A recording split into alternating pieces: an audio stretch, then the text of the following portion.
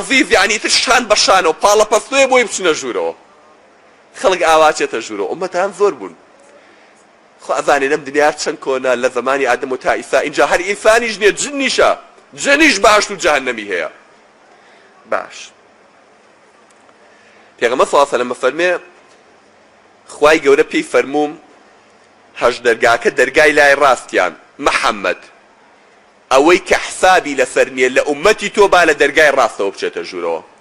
لە حەو دەرگاکەی ترا لەگەڵ باقی ئومەتەکانی کە شەریکن بەڵام دەرگای ڕاست تەنها کێ لێچێتە ژوورەوە ئەوانەی کە بەبێ حساب پەڕینەوە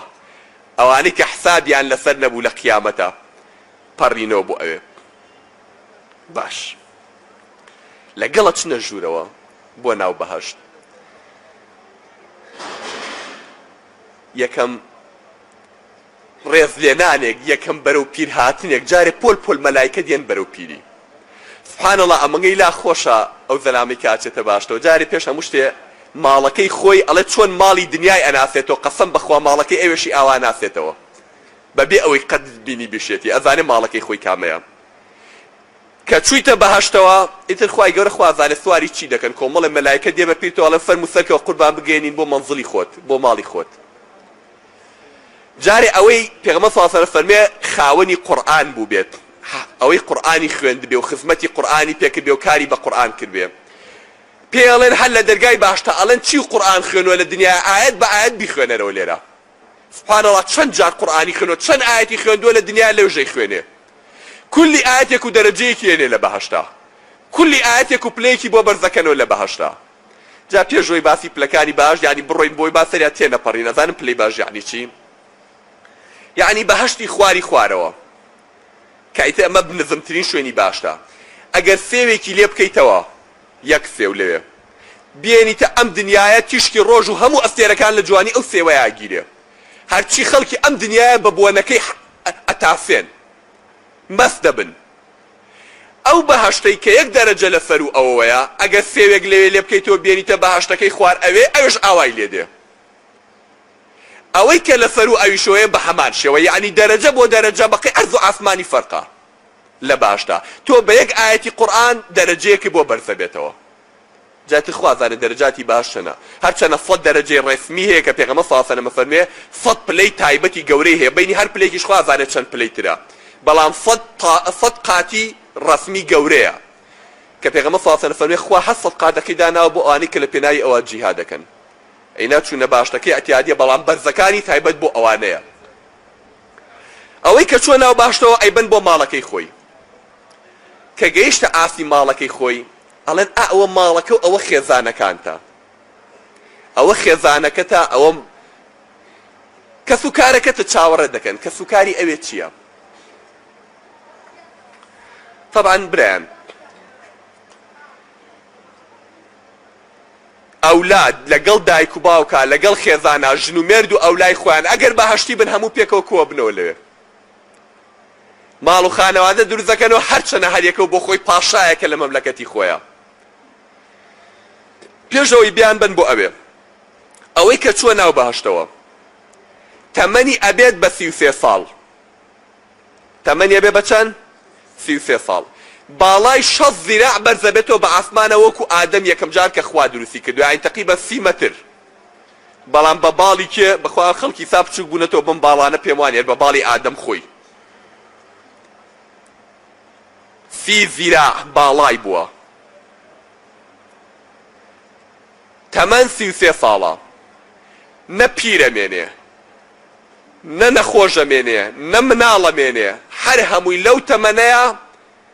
کەس نەتفی هەیە نە بەڵغەمی هەیە نە ئەم ڕیش و ئەم شتانە نییە فاف و لوز ئەو زەلامە مەگەر خوا بزانێت چەند جوانە نورێکی ئەدرێتێ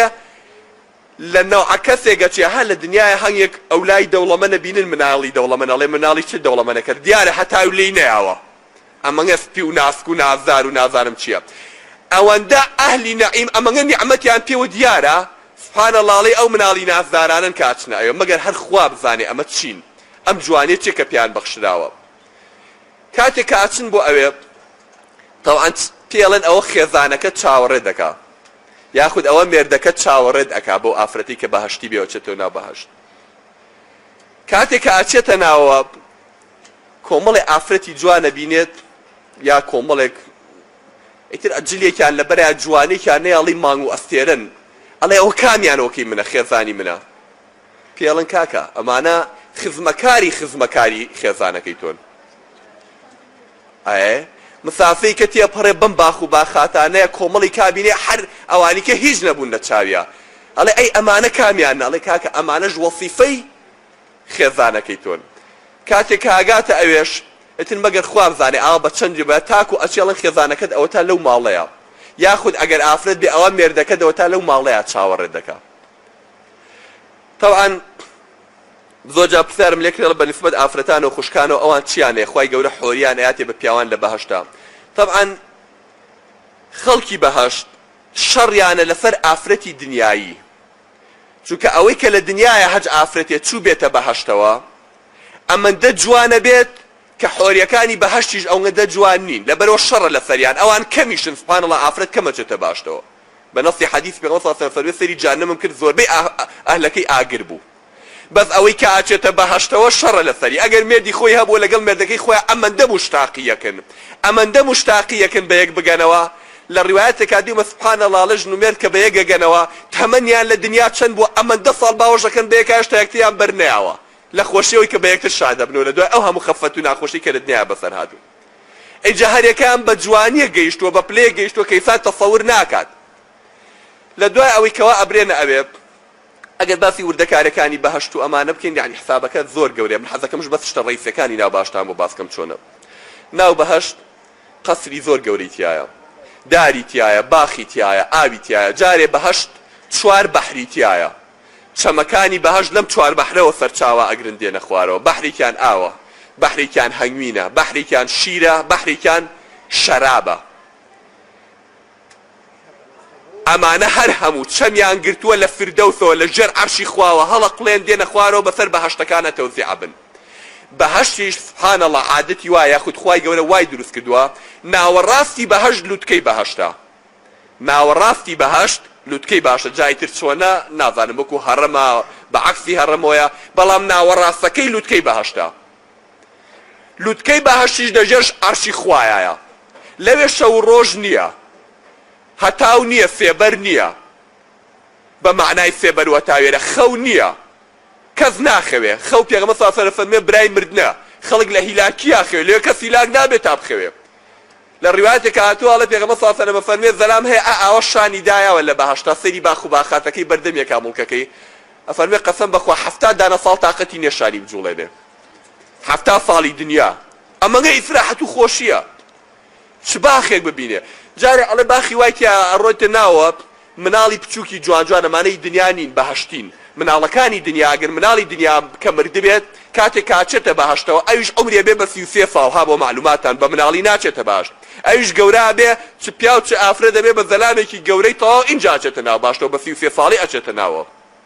ئەچێتە ناو بەهەشتەوە بەس ئەو منداڵانەی ئەوێ مناڵی بچووکە ئەڵێ مروارین هەڵوەریون ئەوەتان لەناو ئەم باخ و باخاتانەیە ئەمانە خزمەت دەکەن خۆیان بەهەشتین خەڵکی دنیا نین خوای گەورە بۆ ئەو دروستی کردوون ئەمگە جوای سار دڵیان پێکرێتەوە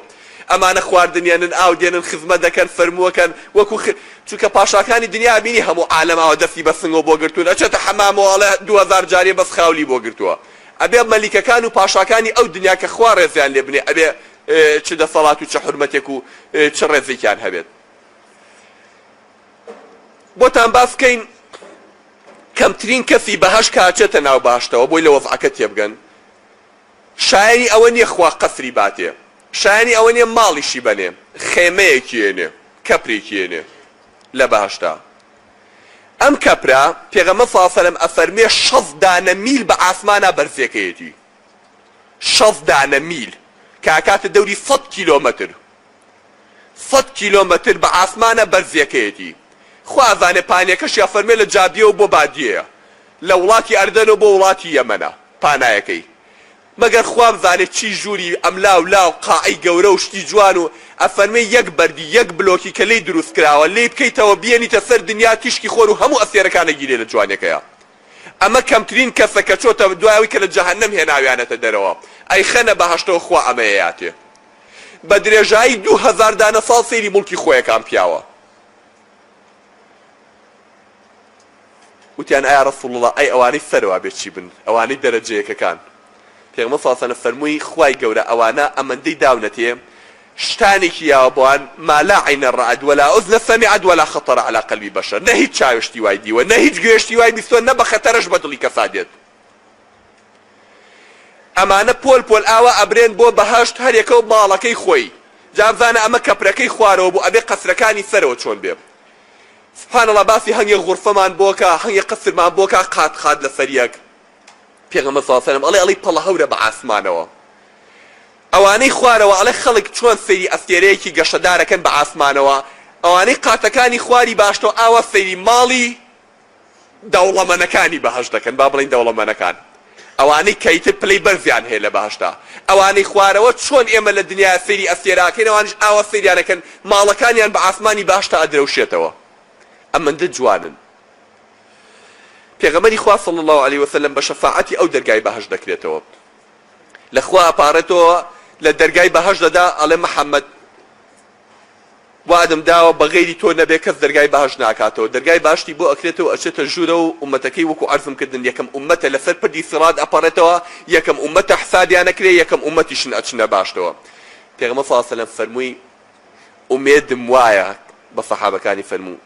چواریەکی ئەهلی بەهەشت ئێوە بن لەوەتی خەڵک هەیە هەتا قیامەتیش لەناو هەموو ئومەتەکانی هەیە هەموو خەڵکی باش بکەن بە چوار بەشەوە بەشێکیان لە ئێوە بن وتی ئومێدم وایە چوارێکیان لە ئێوە بن مسلمانەکانی سەحابەکانیش الله ئەکبەریان کرد لە خۆشیە